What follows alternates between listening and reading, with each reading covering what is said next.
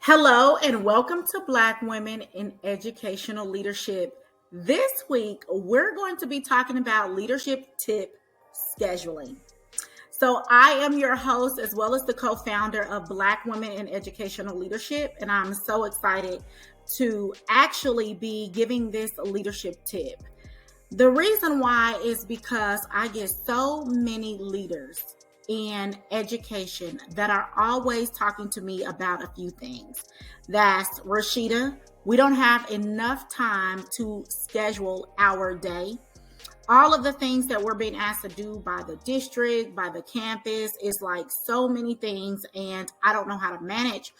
Or it's that situation where we don't necessarily know what's important anymore and what's not important. We're spending so much time putting out the fires that it's hard to determine, like, what is my job as a school leader? And I'm specifically speaking to those that are in the pre-K through 12 public school, charter school network areas, right? And this doesn't mean that my women leaders who are in the higher learning sector don't experience this, but my examples are going to be based on those public school or K through 12 examples. Here is the thing with scheduling. I live by this motto, ladies, and that is you will either prioritize the things that are important around instructional leadership first, or your schedule is going to prioritize what you do.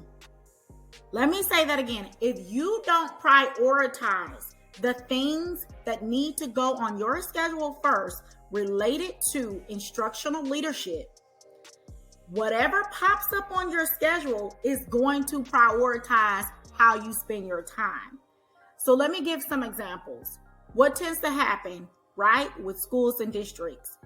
On your Outlook email calendar, you get email notifications that you've been invited to a meeting, that you have some kind of training to attend, some type of special ed, IEP or BIP meeting or ARG meeting to attend to.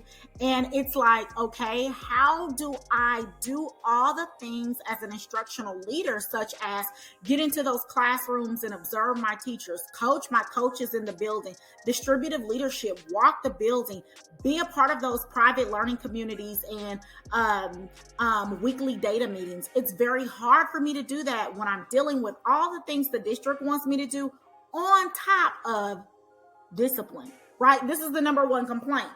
So let me just say this to give you a pass. Discipline is not instructional leadership.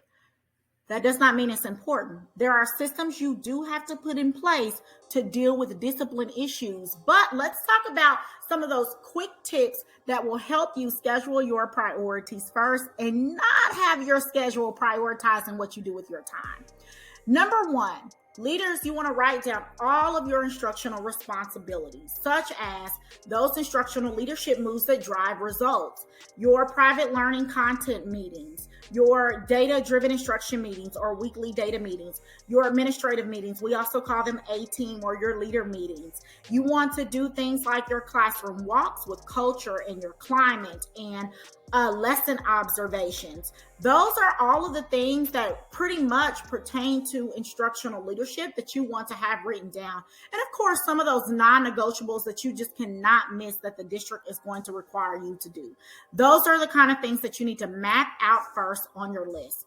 The second thing is, ladies, you want to write down what are those things that are not a part of my instructional leadership lens, right? And I didn't say these things aren't important. We just call these things white noise, right? As leaders, we have to be able to know what our focus is. And our focus is to drive results, right? So you're going to write down those things that are not necessarily instructional leadership levers, but they're still pretty important. The next thing you're going to do, you're going to look at those things that are pretty important and see what is it that I can delegate and who can I delegate these things to, right? That's going to help you really organize your time, really see who's around that you can leverage to relieve some of those things from your plate. And also it's a part of that distributive leadership that you need to have in coaching up your coaches and your assistant principals around you to be able to take care of some of those things.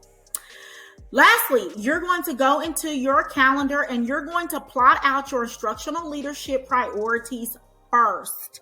All of those things will be plotted in your calendar. You want to make sure you have them color coded according to what categories they fall under. Is it observation? Is it data meetings? Is it feedback sessions? Like, what specifically do these things fall under? And you're going to color code them.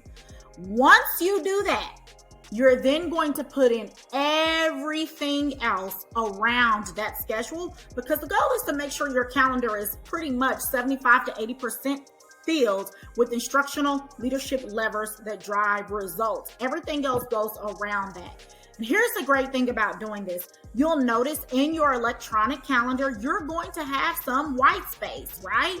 And that is okay, because that white space is what you use when you're interrupted in the hallway by teachers who need to talk to you, maybe students that are having some trouble, maybe a parent showed up and did not have a meeting scheduled on your books.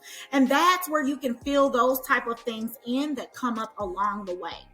Here's the last thing I'm going to give to you, ladies. Make sure that you print out this calendar. I know that we do a lot of things electronically now, but it is so helpful, trust me when I say this, that if you print out your schedule and actually put it on a clipboard and follow it throughout the day, it's going to hold you accountable to making sure you get those things done. So just to punch again, 1, write down your list of instructional priorities first. 2, write down your list of non-instructional priorities second. 3, delegate those non-instructional tasks to people in your building who you know and trust that these things can belong to and get handled and done. Finally, plot all of those things in your calendar, beginning with your instructional levers first. Everything else goes around it, and make sure you have enough white space where you can actually plot those emergencies or impromptu things that just come up. I hope this has been really, really helpful. Remember, my Black women in educational leadership, that you are an instructional leader first, especially if you are in those schools that pertain to pre-K through 12. This has been wonderful. If you are wanting more information about Rashida, help me with calendaring, or I need more, that wasn't enough, this was just a quick snippet to get you started, definitely DM me, reach out with all of your questions. Remember to subscribe and follow Black Women in Educational Leadership. Like us, comment, and share this video if it has been a helpful, great tip for you. I'll see you next time. Bye.